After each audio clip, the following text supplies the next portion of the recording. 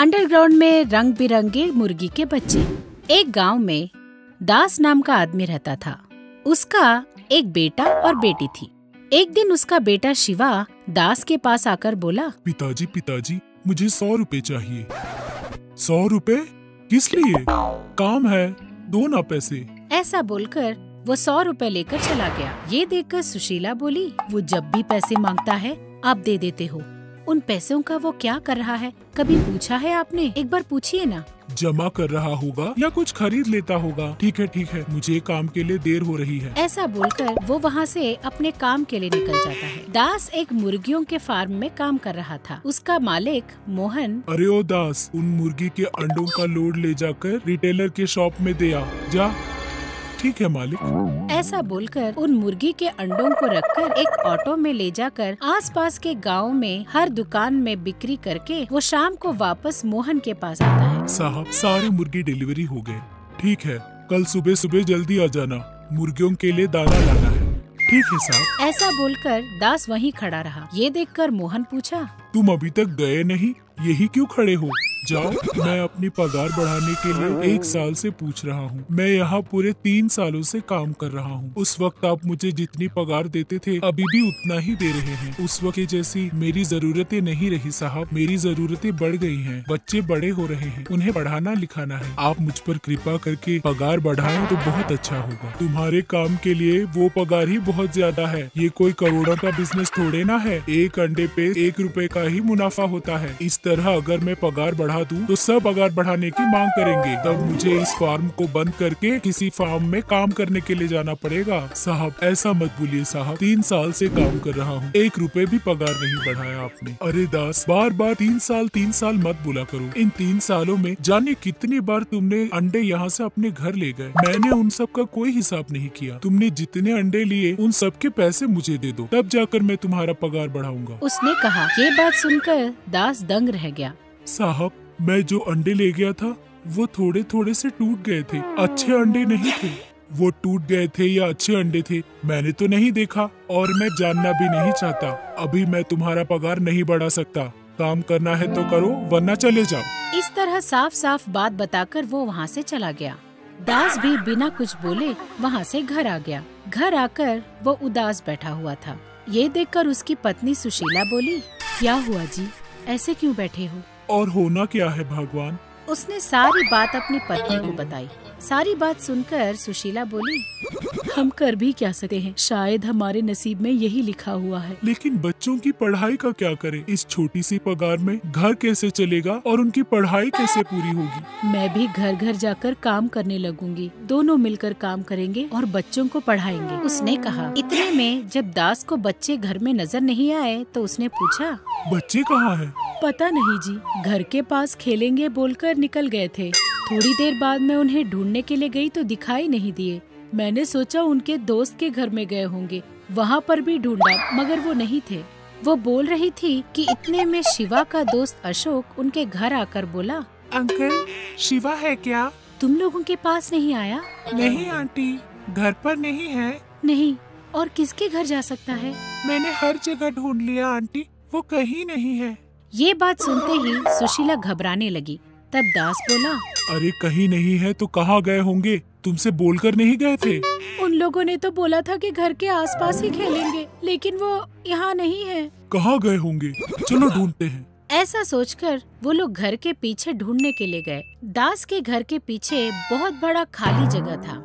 उस खाली जगह में एक पहाड़ भी था। कई सालों से वहीं रहने पर भी दास कभी उस पहाड़ की तरफ नहीं गया। आज अपने बच्चों को ढूंढते ढूंढते वो उस पहाड़ के पास पहुंच गया, लेकिन उसके बच्चे उसे वहाँ भी नहीं दिखाई दिए। इधर सुशीला बहुत घबरा रही थी। दास बोला, अरे यही कहीं होंगे, तुम घबराओ मत। ऐसा बोलकर वो आसपास देखने लगा। एक जगह उसे एक गुफा दिखाई दी।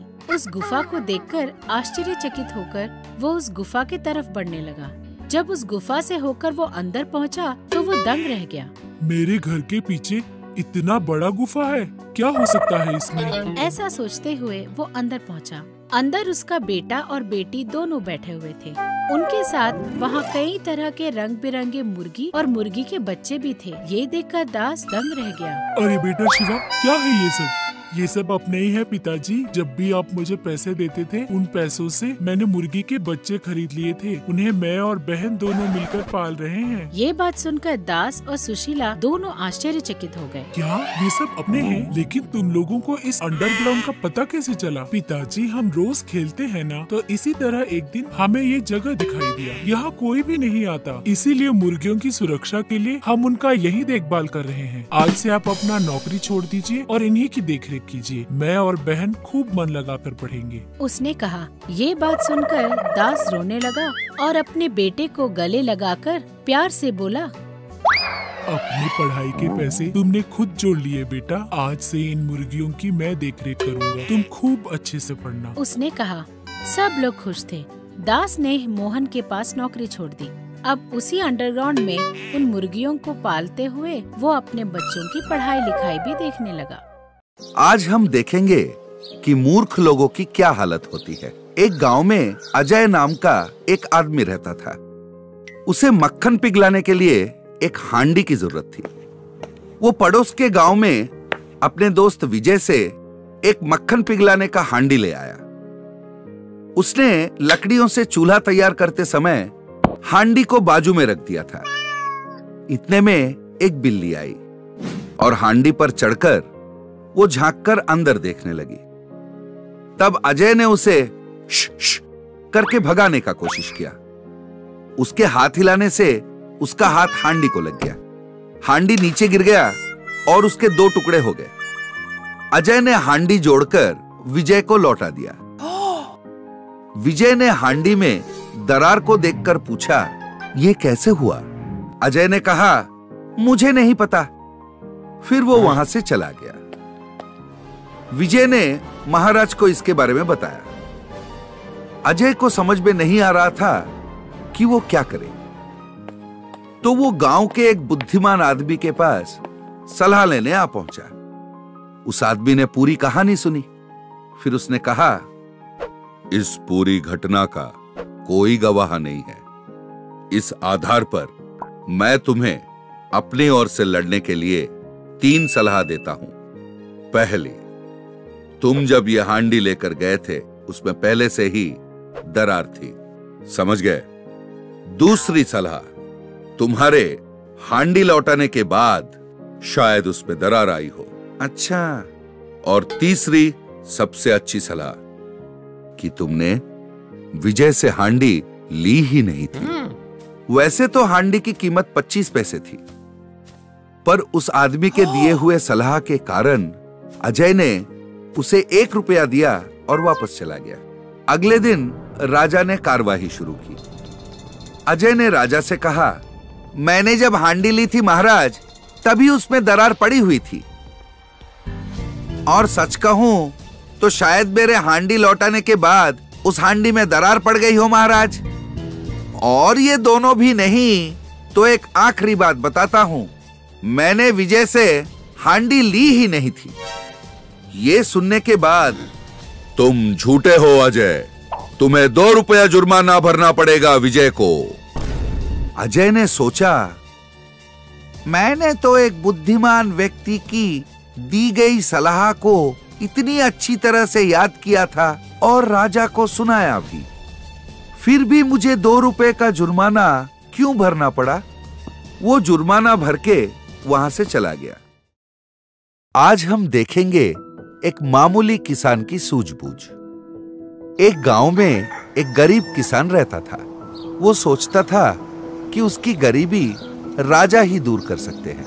ये सोचकर वो एक मुर्गी लेकर राजा के पास गया और उन्हें अपनी परेशानी बताई। राजा उसकी बातें सुनकर थोड़ा मुस्कुराए। फिर वो बोले, तुम तो 1 मुर्गी लाए हो, मैं और मेरे परिवार मिलाकर 6 लोग हैं, इसको कैसे बांटेंगे? किसान समझदार था।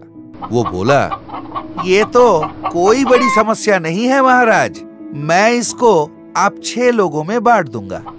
आप इस राज्य के मुखिया हैं, तो मुर्गी का सर आपके लिए और आपकी घर गृहस्थी महारानी की जिम्मेदारी है, तो मुर्गी की पीठ महारानी के लिए।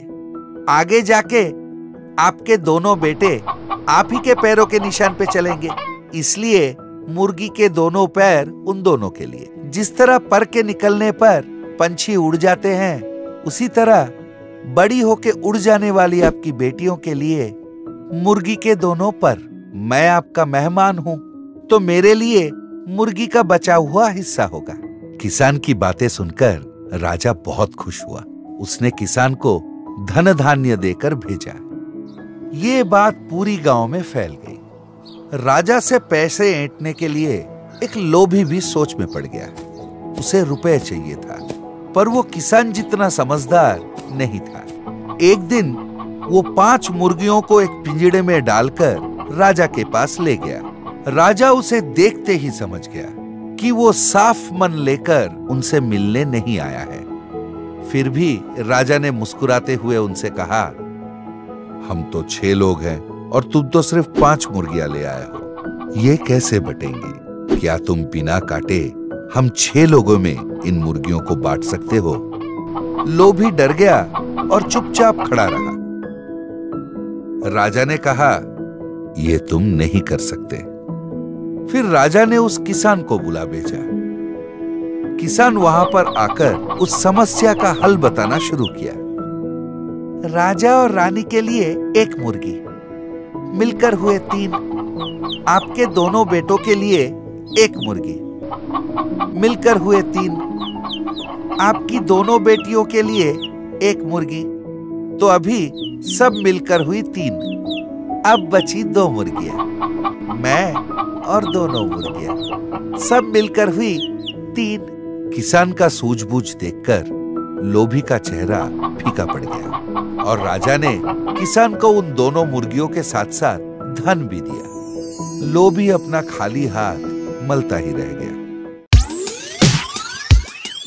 दादा टीवी। इस तरह के कई और मनोरंजक और ज्ञानवर्धक कहानियों के लिए बने रहिए हमारे साथ।